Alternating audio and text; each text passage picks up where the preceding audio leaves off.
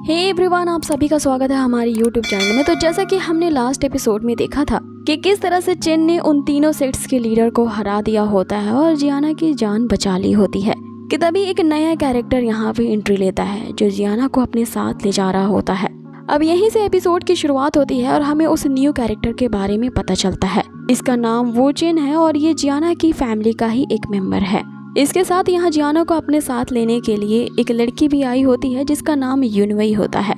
अब ये यूनवेई और वो चिन जो होते हैं वो दूसरे रेल्म से यहाँ पे आए होते हैं और टोटल इस यूनिवर्स में यहाँ पे 9 रेल्म के बारे में बताया गया है और ये लोग अभी जिस रेल्म में है उसे ट्रू मार्शल आर्ट रेल्म कहा जाता है। यहाँ पे वो चिन जो होता है वो काफी घमंडी किस्म का बंदा है। वो इस ट्रू मार्शल रेल्म में रहने वाले लोगों को किसी कीड़े मकोड़े से कमतर नहीं समझता और यहाँ यूनवेई से कहने लगता है कि मैं तो यहाँ पे अकेला ही काफी था, तो मास्टर को क्या जरूरत पड़ गई तुम्हें यहाँ भेजने की, वो भी मेरी मदद करने के लिए, क्योंकि इस रेल्म में किसी की भी हिम्मत नहीं है कि हमारे जियांग फैमिली पे अटैक कर सके।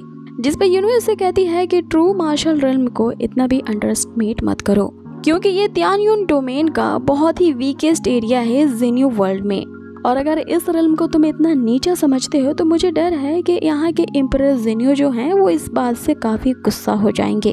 तो क्या तुम्हें उनके गुस्से से डर नहीं लगता कि वो तुम्हें खत्म कर डालेंगे? जिसपे वो उसे कहता है कि हमारे मास्टर के पास इतनी ज्यादा पावर है कि वो एम्परर उनके सामने टिक भी नहीं पाएगा, क्योंकि हमारे मास्टर के सामने वो एम्परर तो मात्र एक चींटी है। अब ये दोनों आपस में ही बातें कर रहे होते हैं जहाँ यूनवेई उससे कहती है तुम्हें इतना एरोगेंट होने की जरूरत नहीं है, क्योंकि इस ट्रू मार्शल रेल्म में आने के लिए हम दोनों की कल्टीवेशन लेवल को काफी ज्यादा सप्रेस कर दिया गया है, क्योंकि अभी हमारी असली पावर हमारे पास नहीं है, इसीलिए तुम इतना इस रेल्म को कमतर मत समझो। अब यहाँ चिन तभी से इनकी बकवास खड़े खड़े सुन रहा होता है और इनसे पूछता है कि आखिर तुम दोनों कौन हो। इस पे वो उसे कहता है कि तुम ये जानना डिजर्व नहीं करते। अब आगे वे दोनों जैसे ही जियाना को वहाँ से उठा के ले जा रहे होते हैं, चिन इस पे आपत्ति जताता है, लेकिन वो होता है यहाँ चिन पे ही अटैक कर देता है, ये कहते हुए कि तुम्हारी हिम्मत कैसे हुई हमारी एबिलिटी को यहाँ जांचने की।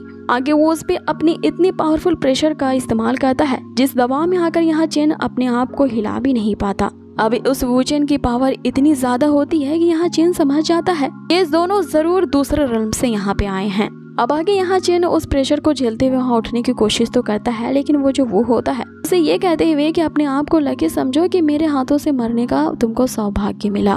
ऐसा कहते हुए वो एक ऐसी एनर्जी बोल को सम्मन करता है जिसमें लगातार कई सारे थंडर बोल्ट्स के इलेक्ट्रिक वेव्स घूम रहे होते हैं। अब ये जो इलेक्ट्रिक बॉल होता है जैसे यहाँ चिन पे गिरती है उसके साथ ये सीन यही कट होता है और अगले सीन में हमें उसी लिंग्यून सेक्ट को दिखाया जाता है। यहाँ पे उसी के ही एक एल्डर फांगा ने अपने ही मास्टर और हेडमास्टर को कैद कर लिया था और वहाँ का लीडर बनने के लिए बगावत शुरू कर दी थी, जिससे पूरे लिंग्यून सेक्ट में काफी खून खराबा फैल जाता है। एल्डर फांगा ने जो अपने तरफ के डिसाइपल्स होते हैं उन्हें ये ऑर्डर दिया था कि जो डिसाइपल्स यहाँ मास्टर और हेडमास्टर का साथ दे रहे हैं वो उन्हें खत्म कर डाले। इसी बीच हम यहाँ मास्टर सारांग को देखते हैं जो कि उस शील्ड से बच करके यहाँ भाग रहे होते हैं ताकि वो अपने लिए मदद बुला सके।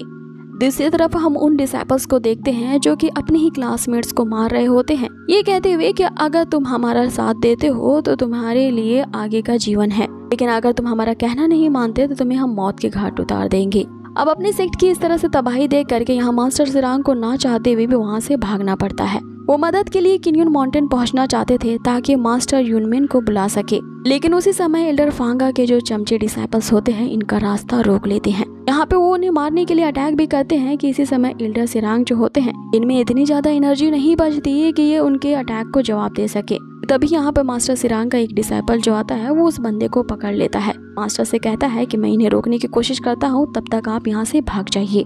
अब वो जो बंदा होता है मास्टर के डिसाइपल को जान से मार डालता है और यहाँ मास्टर के पीछे भागने लगता है। मास्टर भी अब एक डेड एंड पे पहुंच जाते हैं। इससे पहले कि वो एल्डर फांगा का चमचा यहाँ जान से इनको मार पाता, यहाँ मास्टर फांगा जो होते हैं अपने आप को बचाने के लिए उस ब्रिज से कूद जाते हैं उस समुद्र में।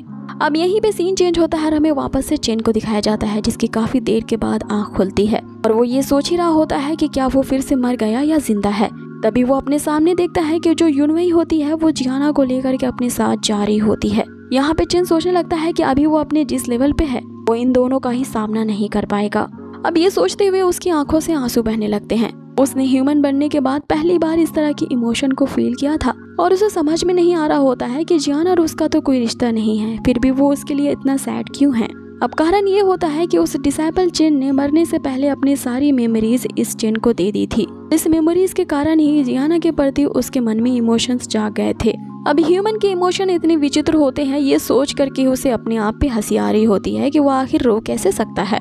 लेकिन जैसे तैसे उठता है और ये डिसाइड कर लेता है कि चाहे कुछ भी हो जाए, मैं अपना प्रॉमिस जरूर निभाऊंगा और मैं किसी को भी जियाना को यहाँ से ले जाने नहीं दे सकता।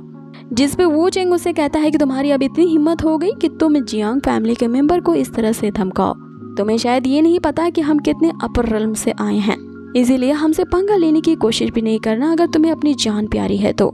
जिस पे यूनवे वू चेंग से कहती है कि लगता है कि वाकई में इसे अपनी जान प्यारी नहीं है। जिस पे वू चेंग उसे कहता है कि जब ऐसी ही बात है तो मैं उसे मौत का मजा चखा ही देता हूँ। आगे वो इतना कहते हुए वो उसे मल्टीपल थंडर बॉल की पावर को एक्टिवेट करता है। अब वो बॉल सीधा जा करके यहाँ पे चेन को हिट करती है। अब चेन उसे रोकने की कोशिश करता है और ये पाता है कि उसका जो सोल ईटिंग थंडर पावर है, इसने इस बॉल के अंदर की सारी थंडर एनर्जी को एब्जॉर्ब कर लिया है, जिसके कारण डिसाइपल चेन का जो नेटल सुपर नेचुरल पावर था, जो अब तक अवेकन नहीं था, वो इस थंडर बोल्ट की पावर से अब अवेक हो चुका है। अब ये देख के वू चेंग भी यहाँ पे हैरान रह जाता है कि ये बंदा आखिर कौन है जिसने मेरे इतने पावरफुल अटैक को ब्लॉक कर दिया है। आगे वो वू चेंग होता है फिर से अपने थंडरबोल्ट की पावर को एक्टिवेट करता है, लेकिन अब की बार उसकी थंडर्स की जो पावर्स थी वो 10 गुना ज्यादा बढ़ा देता है और सीधा थंडर अटैक वो चेन पे करता है, जिससे चेन की जो नेचुरल मैजिकल पावर होती है वो जागने का कारण ये होती है कि उसमें से एक एट्रीब्यूट थंडर की है। इतनी ज्यादा एनर्जी एब्जॉर्ब करने के कारण ही उसकी नेचुरल मैजिकल पावर यहाँ पे जाग गई है। अब ये जानकर यहाँ चेन हंसने लगता है कि गॉड भी यहाँ पे उसकी हेल्प कर रहे हैं। अब आगे चेन अपने ताइक्यू की प्रैक्टिस शुरू कर देता है ताकि वो अपनी बॉडी को रिफाइन कर सके इस नेचुरल एनर्जी के साथ, और आखिर उसके साथ ऐसा क्यों हो रहा है वो सब कुछ समझ में आ जाता है। जैसे ही वो डिसाइपल चेन मारा, उसकी जो इमोशंस थी इस लड़की जियाना के साथ, चेन ने उस डिसाइपल चेन की बॉडी के साथ साथ उसकी यादों को भी एक्सेप्ट किया, जिससे उसकी बॉडी में उसकी नेचुरल पावर वापस से रिवाइव हो गई। अब आगे चेन उस सारी थंडर को अपने शरीर में एब्जॉर्ब कर रहा होता है। ये देख के वू चेंग एकदम सरप्राइज रह जाता है कि ये बंदा अब तक यहाँ पे जिंदा कैसे है इतनी थंडर बोल्ट्स की पावर को सहते हुए। इसीलिए वो चेन को जान से मारने के लिए अपनी पावर्स और भी ज्यादा बढ़ा देता है, जिसके कारण वहाँ पे एक बहुत बड़ी एनर्जी का ब्लास्ट होता है। इस ब्लास्ट के कारण वो जो वू चेंग होता है वो नीचे गिर जाता है कि तभी यहाँ सीन चेंज होता है और हमें वापस से मास्टर सिरांग को दिखाया जाता है, जो कि अभी भी जिंदा होते हैं और अपने लिंगन सेक्ट को इस तरह से जलता हुआ देखते हैं। सुप्रीम मास्टर से मन ही मन कहते हैं कि आप मेरा बस इंतजार करना, मैं जल्द से जल्द मदद लेकर के आता हूँ। और अपने सारे डिसाइपल्स को वापस से रेस्क्यू करने के साथ साथ हम अपने लिंगन सेक्ट को वापस से बचा लेंगे। इधर दूसरी तरफ हमें वापस से फाइटिंग सीन को दिखाया जाता है, जहाँ पे चेन जोर जोर से हंसने लगता है। यहाँ पे बिजली के झटके पड़ने से उसकी हालत खराब हो चुकी थी, तो वो चेन अभी सरप्राइज था कि ये बंदा जिंदा कैसे है। आगे चेन उन दोनों से कहता है कि इतने थोड़े से ठंडर से तुम मेरा कुछ भी बाल बाका नहीं कर सकते, जबकि उसके सारे बाल यहाँ खड़े हो चुके थे।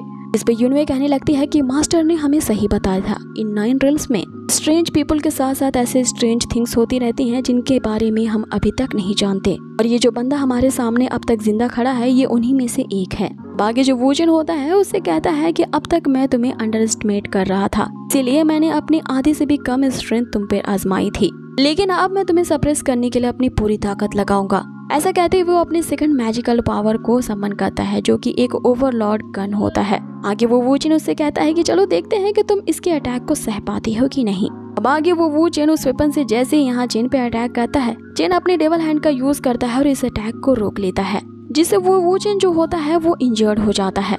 ये उसके लिए सबसे एम्बैरेसमेंट वाली बात थी, क्योंकि पिछले 10 सालों से कोई भी आज तक पैदा नहीं हुआ था जो कि उसे इंजर्ड कर पाए। जिसपे युआना उसे कहती है कि ये बंदा अपने अर्थ लेवल के मार्शल स्किल में मास्टर है, जो कि कल्टीवेशन का एक ग्राउंड लेवल का स्किल है। मात्र इस स्किल का यूज करके तुम आखिर हमें सप्रेस कैसे कर सकते हो, तुम एक्चुअल में हो कौन। जिसपे चेन भी उन्हें वही जवाब देता है जो कि उन्होंने पहले दिया था कि ये जानना तुम लोग डिजर्व नहीं करते। अब आगे वू चेन जो होता है अपनी सारी पावर्स को इकट्ठा करते हुए फिर से चेन पे अटैक करता है, लेकिन चेन जो होता है वो अपने सेवरल डेवल हैंड को अपेयर करता है और उसकी जो स्पेयर यानी कि भाला होता है उसे ही तोड़ डालता है।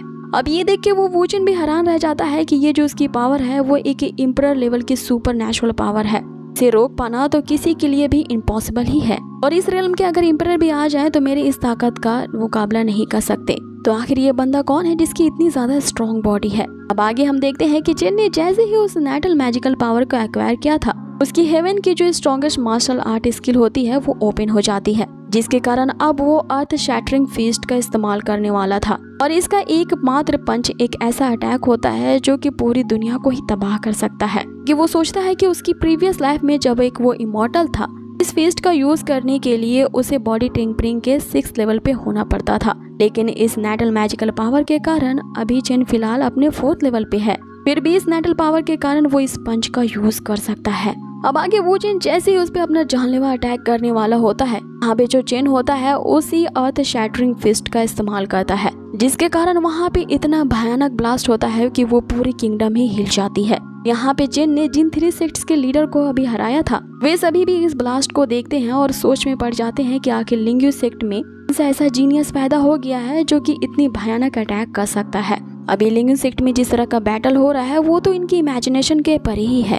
अब ये देखते हुए जो युनवी होती है वो भी वो चेन का साथ देने के लिए आ जाती है, लेकिन यहाँ जो चेन होता है वापस से उसी फिस्ट का इस्तेमाल करता है और इतना जोर का ब्लास्ट वहाँ पे होता है कि ये दोनों ही नीचे गिर जाते हैं। यहाँ युनवी वो चेन को यही सलाह देती है कि अभी तो हम इसका मुकाबला नहीं कर सकते, क्योंकि हम यहाँ दूसरे रिल्म से आए हैं, इसीलिए हमारी कल्टीवेशन को सील कर दिया गया है। इस बंदे का हम मुकाबला नहीं कर सकते जिसके अजीब सी पावर का स्रोत ही हमें नहीं पता। वे दोनों जियाना को छोड़ करके वहाँ से भाग जाते हैं।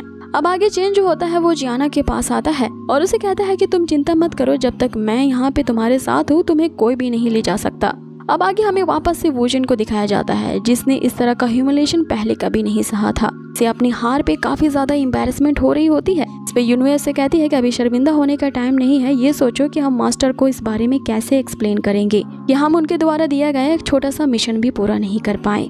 जिस पे वोजन उसे कहता है कि हमारा मिशन अब तक फेल नहीं हुआ है क्योंकि मैंने अभी हार नहीं मानी है। आगे वो अपने ऑर्डर्स को सेंड करता है और ये पता लगाने को कहता है कि इस रिल में सबसे ज्यादा मोस्ट पावरफुल फोर्सेस कौन हैं, ताकि वो उन सबको कह दे कि लिंग्यू सेक्ट को पूरी तरह से डिस्ट्रॉय कर दे और जियाना को जिंदा पकड़ के मेरे पास लाएं। अब ये सीन करते ही हमें वापस से हेवनली रिल्म को दिखाया जाता है, जहाँ पे हम चेन के उसी गद्दार फ्रेंड युनफे को देखते हैं जो कि अब उसकी जगह ले चुका था। यहाँ वो उनसे कहने लगता है कि चेन को तो मैंने मार डाला था, फिर भी मुझे कुछ अनईजी सा फील हो रहा है। जिस पे उसके साथ ही उससे कहते हैं कि वो पहले ही मारा जा चुका है, तो अब डरने की क्या बात है, हमें जल्दी करनी चाहिए, अपने आप को ब्रेक थ्रू करवा के हायर रिल्म में पहुंचना चाहिए। अब इस थंडर स्टॉर्म को सरवाइव करके चेन हायर रिल्म में पहुंचना चाहता था और यहाँ पे युनफे चेन को ही मार डालता है ताकि वो उसकी जगह ले सके। अपने इन्हीं 2 मकार दोस्तों का इस्तेमाल करके वो थंडर स्टॉर्म को सरवाइव कर पाए ताकि हाईएस्ट लेवल पे पहुंच पाए। इसीलिए वो उन दोनों को कहता है कि मुझे तुम्हारी मदद चाहिए और इसी के साथ ही ये एपिसोड यहीं फिनिश होता है। सो गाइज, आप लोगों को ये आज का एपिसोड कैसा लगा है मुझे कमेंट बॉक्स में जरूर बताएं और बहुत ही जल्द मिलेंगे इसके नेक्स्ट अमेजिंग से एपिसोड पे। Till then take care, stay healthy, good bye.